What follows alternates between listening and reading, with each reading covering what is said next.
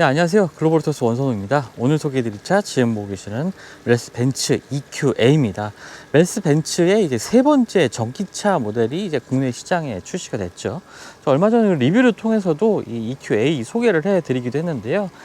멜스 벤츠 같은 경우에는 EQ라 불리는 이제 전기차 전용 브랜드를 운영을 하고 있습니다. EQ 브랜드에서 나온 차량으로는 EQC가 이제 처음으로 출시가 됐었죠. 국내 시장에도 판매가 됐었고요. 그 다음에 V 클래스, 그러니까 승합차 기반으로 한 이제 EQV가 또 해외 시장에서는 출시가 됐었습니다. 그리고 세 번째로 지금 보고 계신 EQA가 이제 출시가 됐는데요. EQA 같은 경우에는 이제 GLA죠. 멜스 벤츠 SUV 라인업의 가장 작은 모델인 GLA를 기반으로 해서 개발된 차량입니다. 그렇다 보니까 상당히 좀 컴팩트한 사이즈가 돋보이고, 또 기존의 그 GLA 플랫폼을 그대로 좀 사용한 차량이기 때문에 아주 익숙한 실루엣을 좀 보여주고 있습니다. 외관에서의 디자인 같은 경우에도 GLA와 많은 부분에서 흡사한 부분이 있죠. 하지만 그래도 전기차다 보니까 약간의 좀 차이점은 있긴 합니다. 외장 부분에서요. 그 몇 가지 한번 차이점들을 지금 한번 살펴보죠. 앞쪽에 보시면 일단 라디에이터 그릴이 막힌 형태로 되어 있습니다.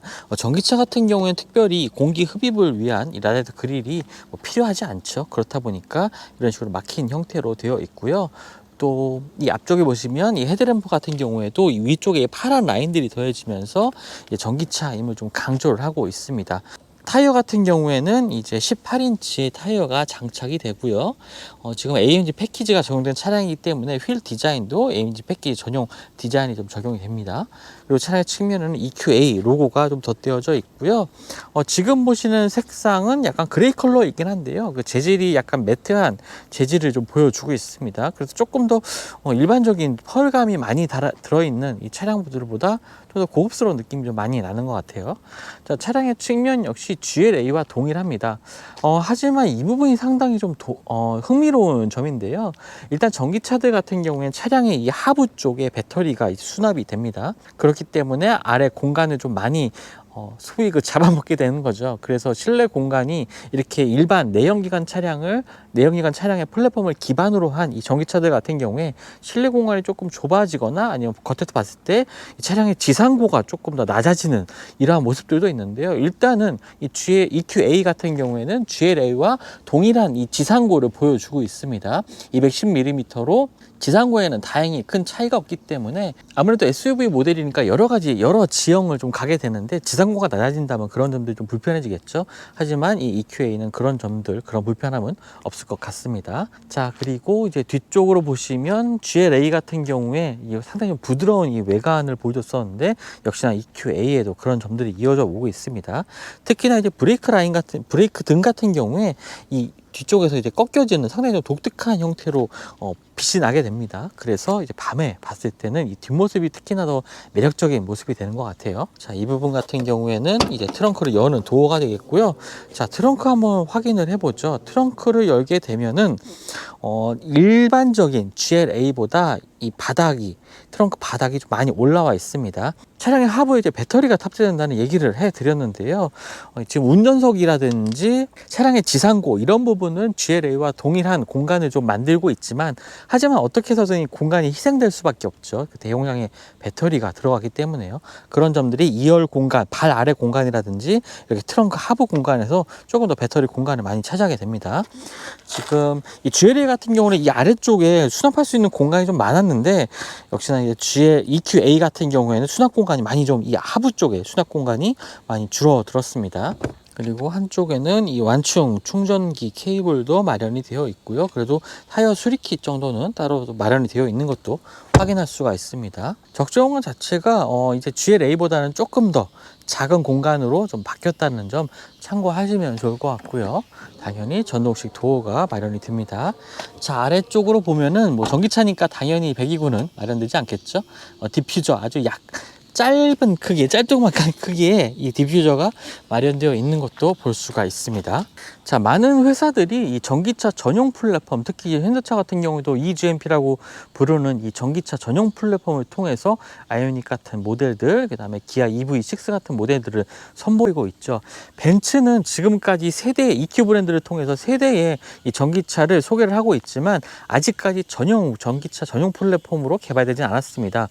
EQC도 GLC 플랫폼을 기반으로 해서 개발이 됐고요. 뭐 V클래스, EQV도 마찬가지였고, 지금 보시는 EQA도 마찬가지입니다. 특히나 이제 EQA 같은 경우 이렇게 작은 차체의 이 SUV 차량 안에 그 배터리까지 이제 채워 넣어야 하는 그런 어려움을 좀 겪으면서 개발이 됐을 거라고 좀 짐작이 되는데요. 그런 부분은 그래도 좀 외관에서 볼 때 특별히 큰 이질감 없이 깔끔하게 좀 정리를 잘한 이러한 것들도 좀 특징이 되는 것 같습니다. 네, 이제 한번 실내 공간 한번 살펴보도록 하겠습니다. GLA 기반의 차량이기 때문에 실내 공간, 특히나 1열 공간은 일반적인 그 내연기관 차량과 그렇게 큰 차이는 없습니다. 뭐 발 아래 공간이라든지 이런 부분도 크게 침해하지는 않았고요. 자, 이거 AMG 패키지가 적용된 차량이기 때문에 차량 곳곳에서 이 AMG의 향기가 훨씬 풍기는 부분들이 있습니다. 일단 도어에도 이렇게 알칸타라 소재의 이런 소재가 덧대어져 있는 것을 좀 볼 수가 있고요. 그리고 뭐 벤츠답게 이렇게 시트 조절 버튼들은 이 도어 쪽에 위치를 해 있습니다. 시트 같은 경우에도 지금 보시는 것처럼 AMG 전용 이 시트가 마련이 되어 있다는 점도 특징이 있고요. 또 허벅지 앞쪽을 조절할 수 있는 기능들도 따로 마련이 되어 있습니다. 전체적인 실내 공간도 뭐 A클래스라든지 GLA에서 많이 봤던 그런 공간들을 확인할 수가 있죠. 자, 운전석에 앉아서 한번 확인해 보죠. 네, 일렬에 앉아서 한번 실내 공간 살펴보도록 하겠습니다. 구성 자체는 뭐 말씀드렸던 것처럼 GLA와 동일한 형태입니다. A클래스도 많이 떠오르는 이 실내 구성을 좀 보여주고 있고요. 스티어링 휠 같은 경우에도 왼쪽에는 이제 계기판에 있는 메뉴들을 조절할 수 있는 이 터치 버튼들이 마련되어 있습니다. 손가락으로 좌우로 이렇게 슬라이딩을 해서 각각의 메뉴들을 선택하고 자신의 취향에 맞게 이런 식으로 조절이 가능하죠. 가운데 부분 같은 경우에 정보도 트립 정보들도 여러 가지로 변경을 할 수가 있습니다. 그리고 계기판에 그 링 형태로 되어 있는 이 왼쪽 오른쪽의 형태에 나오는 정보들도 이런 식으로 자신의 편의에 맞게 좀 조절할 수 있는 점이 상당히 좀 편리하게 사용할 수 있는 부분이 될 것 같고요. 또 벤츠의 이 디스플레이 같은 경우는 굉장히 화질이 또렷합니다. 사실 좀 비교를 해보자면 BMW 같은 경우에도 비교적 또렷한 화질이긴 합니다만 약간 조금 어두운 감이 있어요. 하지만 그에 반해서 벤츠의 이 디지털 계기판이라든지 인포테인먼트 시스템의 이 화면 같은 경우에는 굉장히 좀 밝고 아주 또렷한 이미지가 특징이긴 합니다. 하지만 조금 반사가 조금 심한 편이긴 해서요.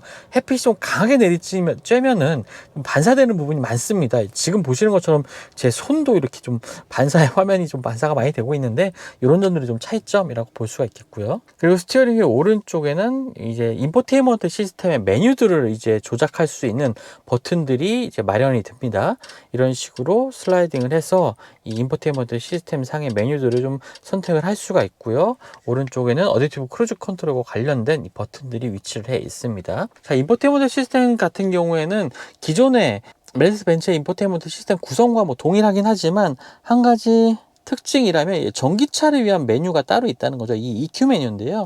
이 부분을 보게 되면은 이제 뭐 주변의 충전소 검색이라든지 뭐 이런 식으로 가까운 충전소가 검색이 자동으로 되게 나올 수 있고요. 또 그리고 충전 프로그램 같은 경우에도 따로 설정을 할 수가 있습니다. 뭐 집 같은 경우 직장, 그다음에 스탠다드로 설정을 할 수가 있는데 뭐 최대한 충전 상태라든지 뭐 최대 전류 같은 경우에도 이렇게 설정이 가능하고요. 그리고 연비 같은 경우 사실 연비라고 표시를 하네요. 이제 전비라는 말로도 좀 표현을 할 수가 있겠는데요. 어쨌든 그리고 에너지 흐름도 같은 경우는 주행할 때 상황에 따라 배터리가 충전되는 상황인지 아니면 전기를 끊어 쓰는 상황인지 이런 것들이 좀 표시가 되는 부분도 있고요.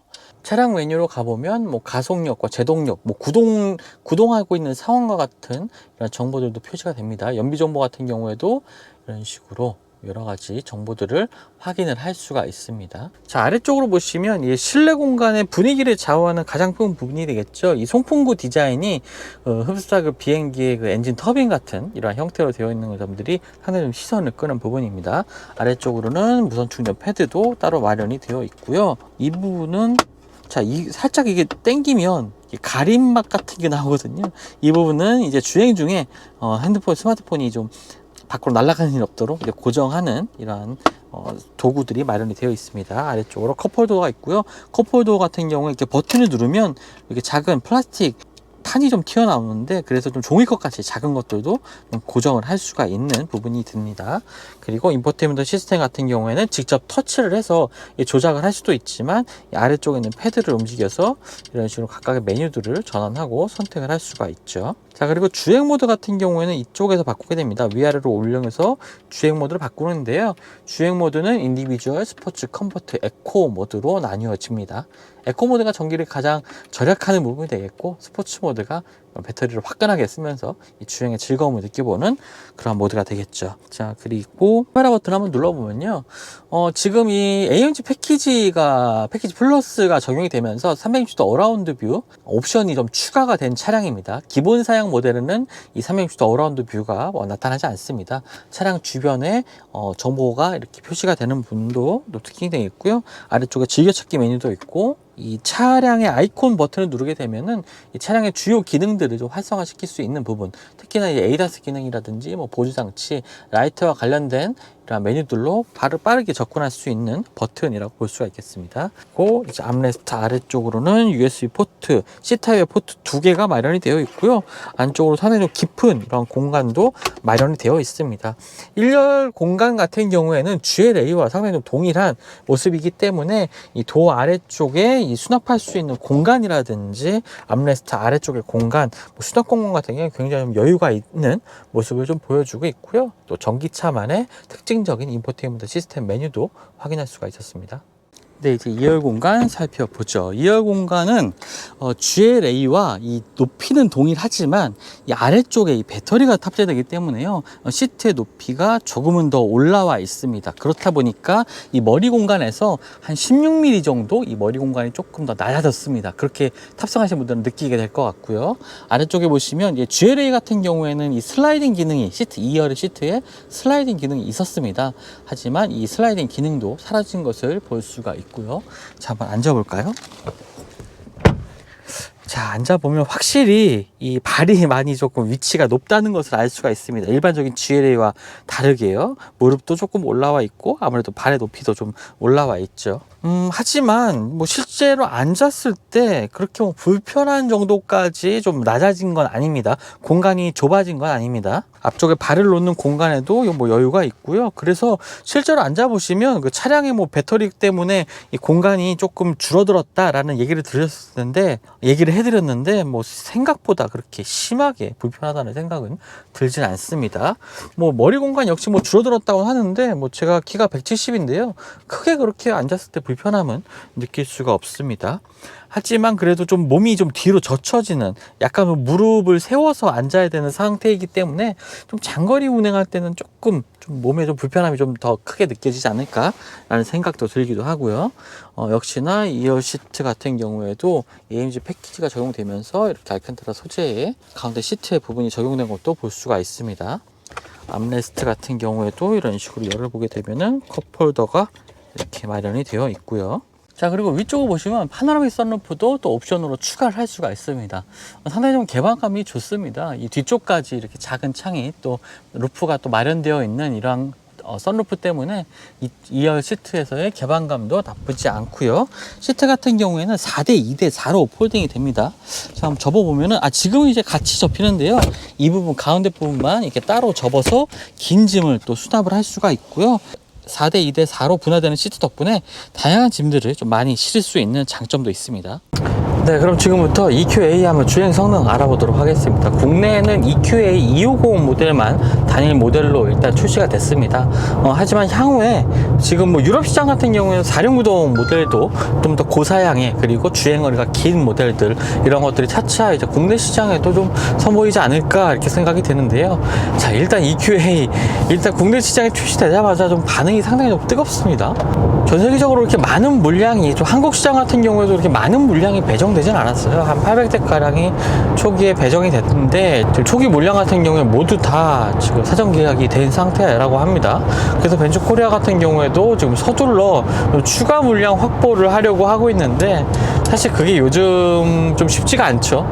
그래서 사실 이제 시승기를 통해서 또 EQA 250 모델을 좀 소개를 해드리고 있지만, 지금 아마 이 영상을 보고 뭐 차량을 구매하겠다 하셔도 사실 당장에 차를 받기가 상당히 어렵습니다. 굉장히 좀 오랜 시간 좀 기다려야 되지 않을까라고 생각이 드는데, 소비자, 당장 차를 사실 분들에게는 사실 이러한 영상들이 지금 당장에는 좀 의미가 없긴 하지만, 벤츠의 소형 이 전기차가 국내 시장에 출시됐다는 점, 그리고 어떤 성능을 갖고 있는지 좀 궁금하실 분들을 위해서 좀 차량 좀 소개를 해 드리도록 하겠습니다. 자, 주행 느낌 말씀드리기 전에 일단 논란의 이 주행거리부터 좀 얘기를 해봐야겠는데요. 1회 가능 주행 가능 거리가 306km 인증을 받았습니다. 사실 이 부분이 상당히 좀 애매한 부분인데요. 해외 시장에서는 유럽 같은 경우에는 400km 이상의 그 주행거리 인증을 받았는 반해 한국 시장에서는 306km가 나왔죠. 하지만 이 수치보다는요, 실질적으로 주행을 했을 때, 일상 주행에서 실제로 나오는 주행거리가 더 중요할 것 같습니다. 뭐 벌써 일부 오너분들이 아니면 뭐 기자분들이 시승을 하면서 뭐 부산을 갔다 오고 하는 영상을 좀 보셨을 것 같은데요. 한 400km를 충분히 주행할 수 있는 이 배터리 용량을 가지고 있다는 게 실제 주행에서 나왔습니다. 국내의 인증 기준이 워낙 좀 까다롭다 보니까 지금 유럽산 차량들이, 보통 유럽산 전기차들이 국내에 들어왔을 때 이 주행거리가 굉장히 줄어드는 것을 볼 수가 있는데요. 유럽의 그 WLTP 기준과 국내 기준의 한 중간점을 일반적인 그 주행 스타일로 주행을 했을 때에 나오는 이 주행거리라고 보시면 되겠습니다. 그러니까 한 370km에서 80km 정도는 충분히 이 EQA로 보장받을 수 있는 주행거리다 라고 보시면 되겠고요. 물론 이 전기차 같은 경우에 날씨가 추워지게 되면 주행거리가 줄어드는 부분이 있습니다. 주행거리가 한겨울에도 아마 주행거리 같은 경우에는 한 300km를 조금 넘는 수치를 보여주지 않을까 라고 보여지고요. 자, 지금은 이제 자유로에 아주 잘 정비된 이 도로를 주행을 하고 있는데요. 이때의 승차감은 뭐 역시나 벤츠의 차량다운 모습을 좀 보여주고 있습니다.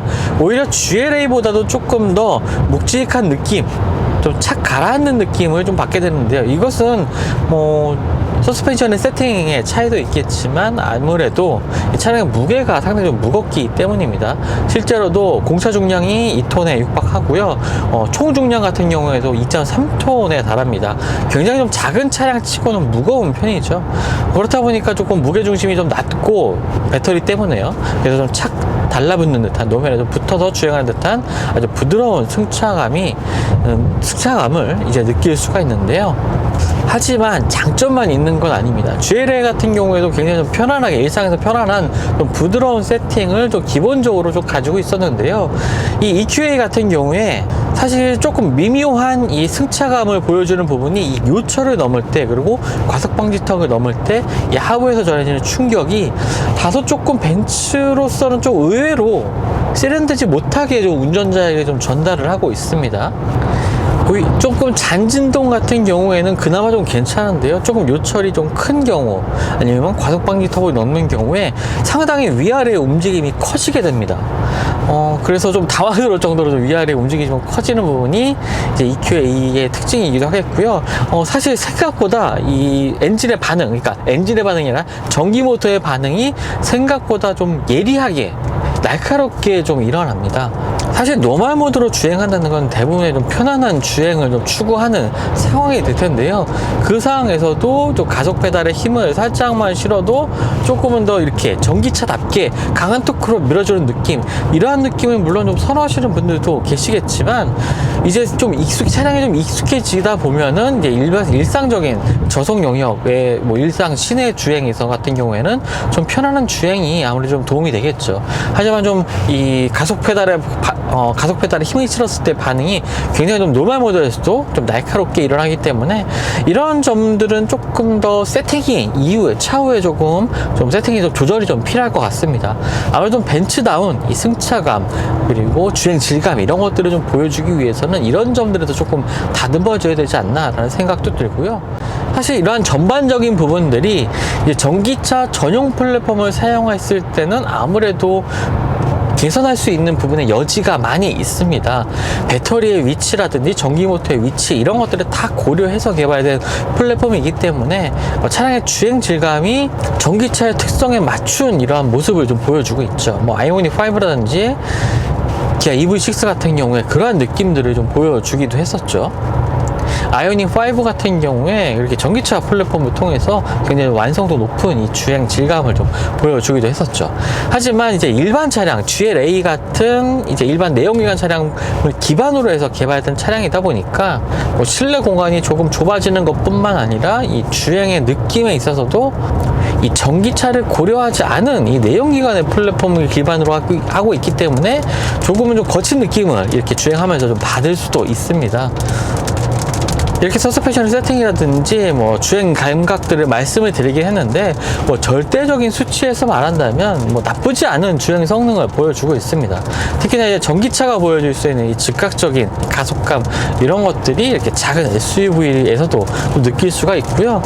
전기차에 좀 익숙해지다 보면 내연기관의 감각들이 조금 더 둔하게 느껴지는 경우도 있습니다. 저도 지금 EQA를 시승을 하다가 또 저녁에는 제 차를 타고 이를 보면서 좀 제 차의 느낌을 좀 받기도 했는데 확실히 좀 답답한 느낌을 많이 받게 되더라고요. 전기차의 이 확실한 가속력, 빠른 가속력만큼은 많은 분들이 아마 처음에 느껴보신다면 굉장히 좋은 느낌을 좀 받으실 수가 있을 것 같습니다. 자, EQA의 가격은 5,990만 원입니다. 굉장히 좀 경쟁력 있는 가격으로 국내에 출시가 됐는데요. 가까운 일본 같은 경우에도 뭐 6,500만 원대의 가격에 지금 EQA가 판매가 되고 있습니다. 유럽 같은 경우와 비교를 해봐도 가격차가 정말 한국이 너무 좀 저렴하게 출시가 됐는데요. 이런 것들을 좀 왜 그랬는지 좀 한번 예상을 해보자면 아무래도 EQC가 국내에 출시가 되면서 이 벤츠의 전기차에 붐을 일으키자라는 좀 취지로 EQC가 좀 서둘러서 국내에 들어오긴 했는데 상당히 높은 가격 그리고 보조금을 받지 못하는 이런 가격 정책 때문에 조금 고전을 면치 못했습니다. 그래서 EQA 같은 경우에 국내에서 좀 보조금을 받을 수 있는 가격 이런 것들로 좀 가격 조정을 좀 아주 적극적으로 좀 추진해 왔던 것 같고요. 그리고 선곡적으로 이제 5,990만 원이라는 아주 좀 저렴한 가격으로 국내에는 출시가 됐습니다. 뭐 보조금이 추가가 된다면 뭐 5천만 원 초반에 이제 구매를 하게 되는 거죠.